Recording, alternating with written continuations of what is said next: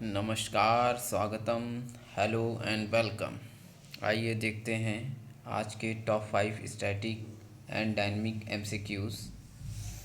First question है, नर्क ज्वालामुखी का द्वार the gates of hell volcano किस देश में स्थित है? Option A Turkmenistan, option B Kazakhstan, option C Uzbekistan, option D Afghanistan. और इसका सही विकल्प है ऑप्शन ए तुर्कमेनिस्तान में the gates of hell volcano स्थित है, जो हाल ही में चर्चा का विषय रहा है। वहाँ की सरकार ने इसे बंद करने का ऐलान किया है।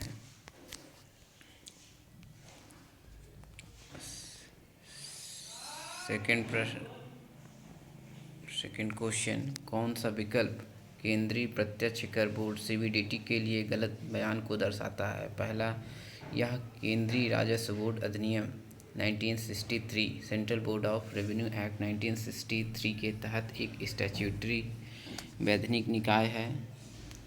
दूसरा स्टेटमेंट, इसमें जीएसटी सहित प्रत्यक्ष कर शामिल है। यहाँ पर हमें सही नहीं बल्कि गलत विकल्प का चयन करना है। पहला स्टेटमेंट सही है, दूसरा गलत है, क्योंकि इसमें जीएसटी सहित प्रत्यक्ष कर शामिल नहीं है। यह स्टेटमेंट गलत है क्योंकि इसमें जीएसटी नहीं बल्कि कॉरपोरेट टैक्स, इनकम टैक्स, ये सब डायरेक्ट टैक्स इसमें आते हैं सीबीडीटी के अंदर।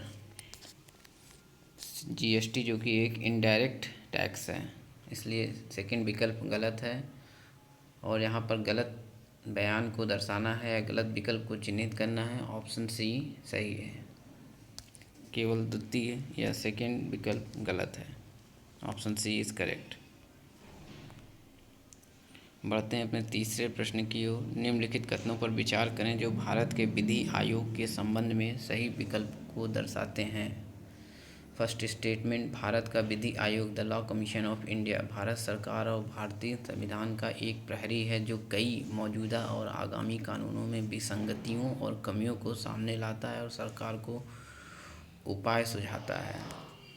जी हाँ, पहला स्टेटमेंट सही है। दूसरा, यह एक संवैधानिक निकाय है, गलत। ये ना तो संवैधानिक निकाय है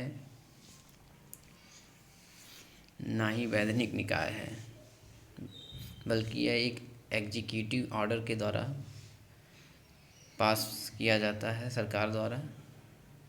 यहाँ पर विकल्प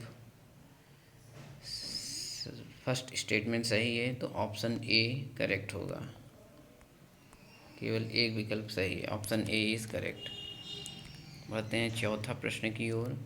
किस क्षेत्र में जनसंपर्क में उत्कृष्ट योगदान के लिए लीलावती पुरस्कार से सम्मानित किया जाता है? ऑप्शन ए साहित्य, ऑप्शन बी विज्ञान, ऑप्शन सी प्रदर्शन कला, ऑप्शन डी गणित। इसका सही विकल्प है ऑप्शन डी, गणित में लीलावती पुरस्कार दिया जाता है।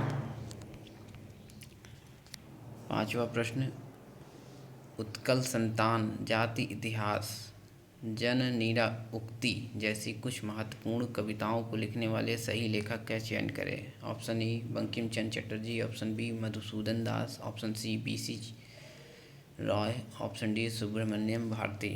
और इसका सही विकल्प है ऑप्शन बी मधुसूदन दास या मधु बाबू, जो कि उत्कल गौरव के नाम से भी जाने जाते हैं। उन्होंने उत्कल संतान, जाति इतिहास, जननीरा उक्ति जैसी कुछ महत्वपूर्ण कविताओं को लिखा है।